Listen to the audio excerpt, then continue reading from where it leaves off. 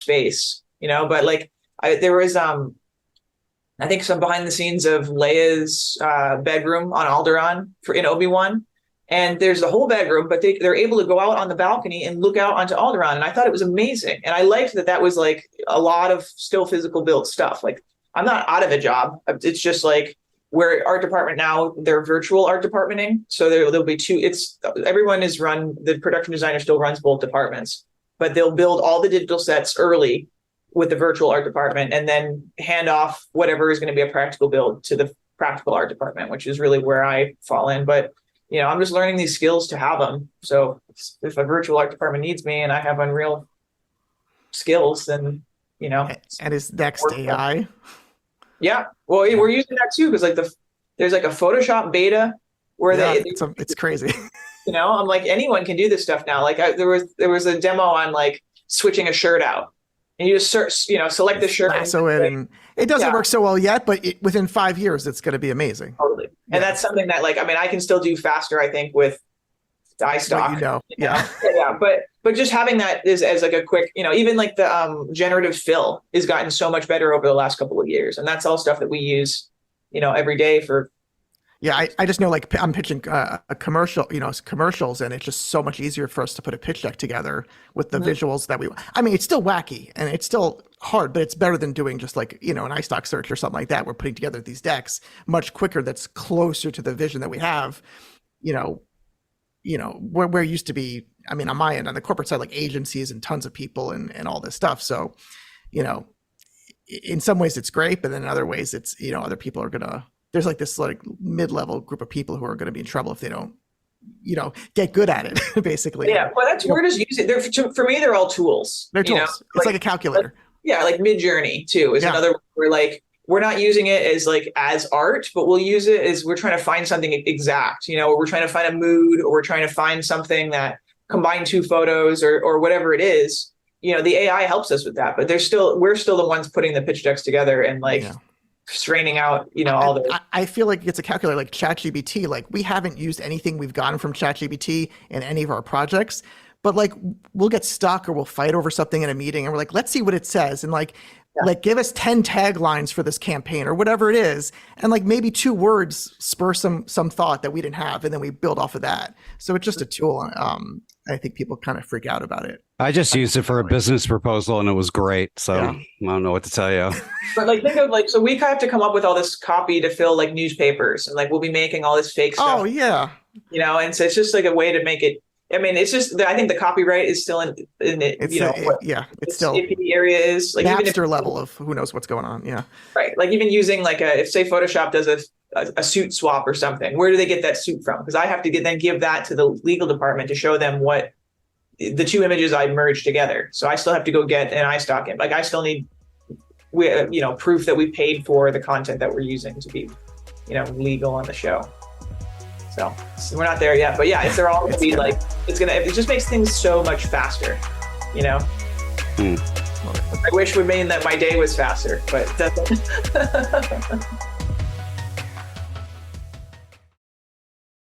Let's get off of this sci-fi nonsense. Take a nap. Good night, everybody. I loved Promising Young Woman. How did you get connected with Emerald Fennell? Michael Perry, the production designer, hired me for Promising Young Woman. And I owe Michael a lot because he brought me on to Under the Silver Lake a couple of years prior. And love that movie. Oh, great. I'm glad you've seen it. Love that movie. Trevor's seen every movie that's ever made. He's a problem. So that was one of my first art directing gigs. And he hired me as an art department coordinator because that was what I was qualified to do at the time. So that's like a couple steps below, it's just different jobs. And the art director, I think, left the show and it was very, very low budget. And so they upgraded me and they got me my union days as an art director. So I owe Michael Perry for getting me, in the union. So I basically did a good job on Under the Silver Lake. A couple of years go by and then he calls me. He goes, "Hey, I have this amazing script. Like you've got to read it." And I read it. And actually I read right to the ending. And then I was like, well, it can't end like this. And I just assumed that they were going to change it or like that was the evil ending that happened. Like that's what she's like, nope, this is what we're doing. But Emerald hired Michael because of, I think, Sweet Valley High. He had done that, and that was one of her inspirations for Promising Young Woman, and so she just liked what he had done. He did that, and I think he did Murder, She Wrote, and that was, she wanted to kind of combine the two, very quirky, weird designs. And Michael his name was attached to both, and so they called him and hired him. Mm-hmm. And he hired me because he's like, well, I'm an older man, and I should be hiring young women. So he hired me as like the promising young woman of the art department, which was, good for Michael. But I credit Michael for getting me my start in the industry. And it was a small department, right? Yeah, I was the only art director. So that's, basically me running around. Dan was my coordinator. Dan doing so much, and Ray Deslich, who's like an Emmy-winning set decorator. I mean, the three of us were kind of like, getting it all done. But that was without Ray for sure, without Michael. I mean, it was just like a really tight-knit, small art department, eating pizza rolls in a sideways toaster at midnight because there's a lot of work to do. But it's doing the stuff. I actually find the low budget stuff harder because you have to get creative with the solution. It's not, you can't throw money at a project. I mean, Picard had its own issues, but nobody really said no. They'd be like, scale it back. But like, it wasn't like, oh, you can't afford this neon that you need to make the set like this, that you need it, So I think it's a little harder to have those budgetary creative solutions because you end up conceding to something. Like all the stuff still has to be there, and we shot in LA for like the whole project was like $5 million. Yeah. Very, very low shoestring. See, as an audience member, on the other side, I look at it. I actually often prefer tighter budgets or lower budgets because it forces nearly everybody to be creative. But I'm not seeing it on the other side where how much effort it takes to do that. One of my favorite directors is Steven Soderbergh, and I actually like how he puts tighter budgets on himself to create that pressure of being more creative. Getting back to Promising Young Woman, I'm curious, that film spurned a lot of debate, and usually that's something good when your the film that you worked on produces a lot of talk. But what came of this movie was, and I'm just speaking for myself, was a lot of lowest common denominator intellect and hatred being just tossed at this film from a lot of people who hadn't even seen it. And it got very, very loud. And I was curious, not even being the director, but working on something like that, how does that affect you? That you're going in to make this project, and granted, it got Oscar nominations and stuff like that, but it just became this focal point for hatred. Funny, I didn't really hear about that at all, so I'm glad that I missed it. But because it was like it won an Oscar. Like, Emerald won for, I think, best original screenplay, right? Mm-hmm. It's everybody, whenever people say, oh, like, Liz, what has she done? Promising a Woman. Like most people are like, oh, I love that film. But I think you're not in the same like internet hole, dark caves that Trevor. No, and I'm not either. But you just heard it. Yeah, I heard it everywhere, and I'm here Barbie, outside of Boston.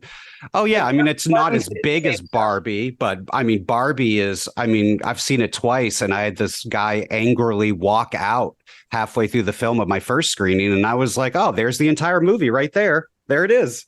Yeah, well, no, and that's so. I guess maybe as a woman too, or I'm like, oh, like that's it's nothing new. But what Barbie and Promising Young Woman have in common is that they're not films about like a dating film or a toy film. They're films about women.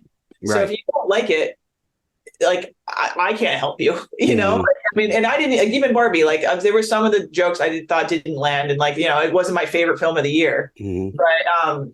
But in both situations, I left the film actually feeling kind of like not bad, but like, oh man, like life. Yeah. I would say a woman, everybody has those stories. Like I have those stories. Every female I know has some type of story about men not, thinking they're nice, but they don't realize how they act. And Barbie too, like that America Ferrera speech, I left like sad, like agreeing with everything, but it's not a good feeling that's how women are treated or have to act or have to live, And so in both situations, they kind of have that that's the message that they're sending, but it's that doesn't bother me that people didn't like it. I mean, that's just like there's a deeper issue with the world, you know. So let's extrapolate on that a bit. The pressures from within the industry, the pressures from outside of the industry. I mean, I guess it's good that you stay away from the chatter. But I'm sure you've seen very talented people just not be able to manage all of these elements. And especially now with the pressures of I mean, it's a COVID industry now. Things have changed quite a bit because of that. You know, you have to have COVID representations on your set, or you don't get insurance, you know, all sorts of things. And now you've got the strike. I mean, it's got to be difficult to see people that you know are talented, that you love and care about, crumble. Sure. Yeah. Yeah. I mean, they've been trying. I mean, I'm a millennial, right? So I live through a crisis every couple of years. There's some new world crisis. So I mean, I think that's sad. It is. No, totally. Yeah. We're like well, I think the new generation, the Gen Zers, are maybe more depressed because they're more tuned in. But yeah, like people talk about millennials as like, you know, having less. I think the birth rate in the U.S. has been down since had been going for 6 years up until 2020. It was going down. It's still going down. I mean, it's hard to try to like live out your goals or live your life when you have these like financial stresses, like, you know, the '08 crash, then COVID, then, you know, there's all of these, the strike. I mean, the strikes for me is nothing new because it's not the first crisis we've had. I mean, it sucks. And we, you know, basically you put together an emergency fund so that you have it when you have to live through these times. But yeah, it's heartbreaking to see, you know, friends of mine a year without work, you know, and that type of struggle. So all you can do is have empathy for and be supportive of that. I mean, the unions have some things in play, like some drought relief funds and all of that, but it's not like the industry we have. Like, I mean, I lose my job 3 or 4 times a year. And, you know, I have a sister who's a nurse and she's like, how can you like just have no job? Like, what do you do? You know, and I'm like, you get another job. Yeah, but it's a little, yeah, I mean, it's not sociopathic, but it's definitely like you have to adapt. Like, luckily humans are, you know, highly adaptable. And maybe I'm a little more positive because I've been a little bit more successful. And so I'm like, yeah, well, there'll be, you know, there's hope out there. There'll be another one, but it's not like that for everybody, for sure. I know I knew if I went out there, I would get eaten alive. So because I just don't have and I know that. And I think that's mentally healthy to recognize your limits and to not engage in those situations. I don't see it as a fault. But, you know, I have had friends go out there and it really take a toll. They did great work, but a cinematographer specifically who got raves, but couldn't stick with it because it was such a detriment to their mental health. No, and I don't think it's a healthy industry either. Like we were talking about, I don't think 18-hour days are healthy at all. The work hours, it like in its own. Yeah, no, you're absolutely right. And I don't think 12 hours, which is the standard. I don't think that's healthy either, you know? And so it's hard to, like, that's like, I thought about like, what am I going to do when I want to slow down? You know, like people want to have, you know, like I have friends that have kids and families and all of that. And it's like, it's a for sure a 2-person and a nanny, you know, is like the only way that you can pull it off and work those hours. Mm-hmm. But, you know, it depends too on what you're like. TV people tend to have more lives because TV is a little easier to keep the 12-hour day because it's expensive to run 9 months if you're, you know, working crazy hours. We get to, sometimes I have like selective amnesia. I forget how hard something was. And I'm like, yeah, I'll do another low budget. And then it's like, you know, a month straight. Mm-hmm.